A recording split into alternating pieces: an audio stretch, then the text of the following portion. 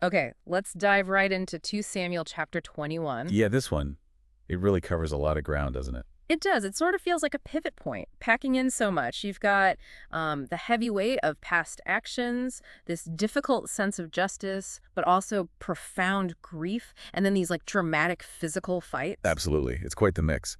So our plan is to unpack these key events, try and understand the different kinds of struggles and, well, how things get resolved, or maybe if they get fully resolved. Right. It starts off maybe a bit unexpectedly with a big problem during David's reign, a famine. And not just any famine. It's been going on for 3 years. That's serious. Yeah, devastating.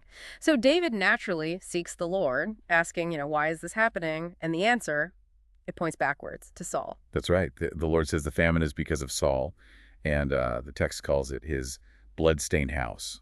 Oof, bloodstained house. That sounds heavy. It is. In biblical terms, it's really powerful. It signals more than just one bad act. It suggests a kind of corporate guilt, a lasting stain on the whole family line because of a really serious sin. And the specific sin here, putting the Gibeonites to death. Exactly. Against the Gibeonites. And we need to remember who they were, right? They weren't actually Israelites. Correct. The text reminds us they were survivors of the Amorites. And the crucial point, the absolute key, is that way back in Joshua's time, the Israelites had sworn a solemn oath to spare them, a covenant. So Saul broke that promise. Why? Well, the text says he acted in his zeal for Israel and Judah. So maybe trying to, unify the nation or purify it religiously, but whatever the motive, he tried to wipe them out. And broke that sacred oath in the process. Yes. And now, maybe decades later, that broken promise is causing this terrible famine across the land. It affects everyone. So David realizes he has to fix this. He calls the Gibeonites in. His approach is quite diplomatic, actually. He's looking for reconciliation. He asks them straight up, "What shall I do for you? How can I make amends?" So that you will bless the Lord's inheritance. That last part's important, isn't it? Very. He sees this isn't just political, it's spiritual. The land itself, God's inheritance, needs this blessing restored. It requires a divine resolution. And the Gibeonites' answer is, well, it's not what you might expect. No, definitely not. They're very clear. They don't want money. No silver or gold from Saul's house. And they also say they don't have the right to just, execute anyone they want in Israel as personal revenge. Right. They reject standard forms of compensation or blood feuds, so David has to press them. Like, okay, what do you want then? Tell me. And their demand is very specific, very targeted. Extremely. They point directly at Saul, the one who destroyed us and plotted against us, that we have been decimated. That's strong language. Yeah, and what they ask for is 7 of Saul's male descendants. 7 of his sons or grandsons. And they specify where this needs to happen. They are to be killed and their bodies exposed before the Lord at Gibeah of Saul. Gibeah is Saul's own hometown, right? Exactly. The text even notes it was the place of the Lord's chosen one, linking this act of judgment right back to Saul's origins as the first king. It's deeply symbolic. And David's response. He agrees. Just says, "I will give them to you." It seems quite stark. But there's a really important exception made. Yes. Crucial detail. David spares Mephibosheth. Jonathan's son. Yes, Jonathan's son. Oh. And the text is explicit about why. Because of the oath before the Lord between David and Jonathan, son of Saul. So even as he's dealing with the consequences of one broken oath, He's carefully upholding another sacred oath he himself made. It shows this complex web of loyalty, promises, and, well, consequences playing out. okay, so who are the 7 who are handed over? The text lists them.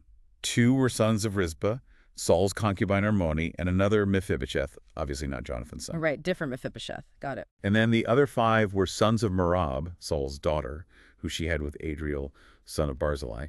So that makes the 7 they demanded. And their fate.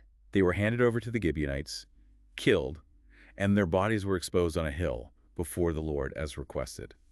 The timing is also mentioned right at the beginning of the barley harvest. The harvest.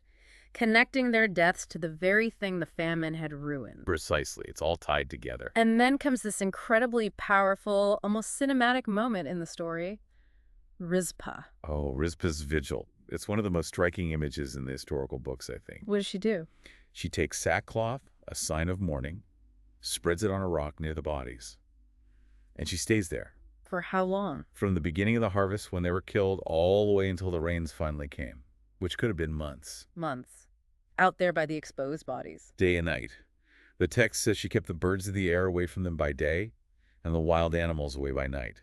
Wow. Just imagine that. This lone woman, driven by grief and this fierce love for her sons, keeping watch over their bodies in this, public, grim spectacle of justice. It's such a raw human act of devotion. It Mm. wasn't commanded. It wasn't part of the deal. It's just her response. And word of what Rizpah is doing gets back to David. It does, and it clearly has an impact on him. Her dedication seems to move him to further action. What does he do then? He goes and retrieves the bones of Saul and Jonathan. The text reminds us where they ended up hung up by the Philistines in Jabesh-Gilead after the battle on Mount Gilboa. So he brings their bones back. Yes, and he also gathers the bones of the 7 descendants who had just been killed and exposed. And he arranges for a proper burial for all of them. Together. All together. They're buried in the family tomb, the tomb of Kish, Saul's father, at a place called Zelah in Benjamin. And the text makes a point of saying everything the king commanded was done. So it was official, respectful, And closure. And the result of all this, the reckoning, Rizpah's vigil, the burial, the text states it very simply. After that, God answered prayer in behalf of the land. famine ended. The famine ended. This whole difficult, painful process of confronting the past, of seeking justice, of showing respect, even in death, it finally brought relief. This whole first part of the chapter, it really makes you think about the long reach of the past, doesn't it? Definitely. How actions from one generation, one leader, can ripple outwards and have these huge consequences later on. It forces you to grapple with ideas like collective responsibility. How does a whole society deal with historical wrongs, especially when the people directly responsible might be gone? Right. The text seems to suggest that just ignoring it or trying to move on isn't always enough. Sometimes atonement, even a costly one, is needed to heal the land, to restore that relationship with the divine. And right in the middle of that big, heavy theme, you have Rizpah's intensely personal act. Exactly. Her vigil wasn't part of the official solution, but it becomes part of the story of resolution. It suggests that, deep human love and grief, even in the face of horrific circumstances, matter. They have their own power. It puts a very human face on these larger themes of justice and consequence. Yeah, it really does. Okay, so after dealing with that heavy burden from the past, the chapter just switches gears dramatically. Completely. It pivots immediately to challenges happening right now, in the present.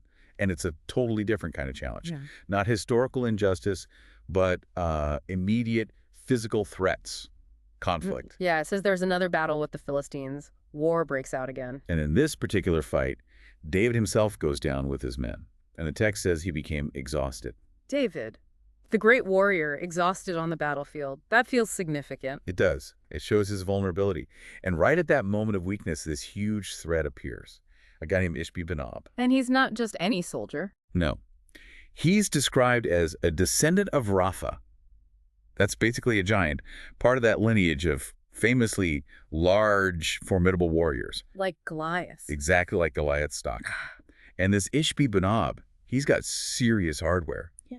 A bronze spearhead weighing 300 shekels. That's, 7 or 8 counts just for the tip. Wow. And a new sword. Yeah. And he's got one goal.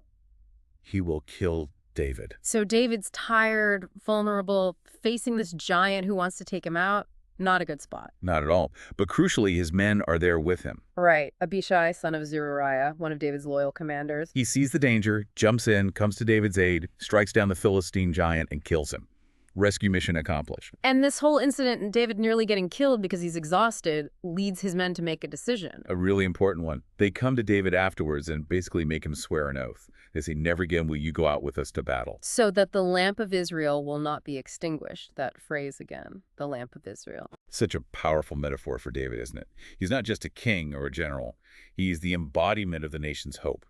Its connection to God's promise, its very life source. And his men recognize that his life is too valuable to risk unnecessarily on the front lines anymore. They need to protect the leader. Yeah, it shows their understanding of his unique role and also their collective responsibility to keep that lamp burning. It's about protecting the mission, the kingdom's future. And Ishbi-Benob wasn't the only giant they had to face, was he? No, the text quickly lists a few more encounters. It seems like dealing with these descendants of Rapha was an ongoing part of the conflict with the Philistines. So who else? Well, at a place called Gob, Sibbecai the Hushathite takes down another one named Saph. Okay. Then also at Gob, a different battle, Elhanan, son of Jair, kills the brother of Goliath the Gittite, Goliath's brother. And it mentions his spear shaft again. like a weaver's rod. Yes, the exact description used for Goliath's spear. It directly links this guy to the most famous giant, emphasizing this is the same kind of threat continuing. And there's one more really memorable one. Ah, yes. Back in Gath, Goliath's hometown, there's this huge man with a very specific physical trait. 6 fingers on each hand, 6 toes on each foot, 24 in all. Wild detail, isn't it? He's also from the giant stock, and he's out there taunting Israel. So who defeats him? Jonathan, son of Shemiah, who the text identifies as David's own brother. So it stays in the family, in a way.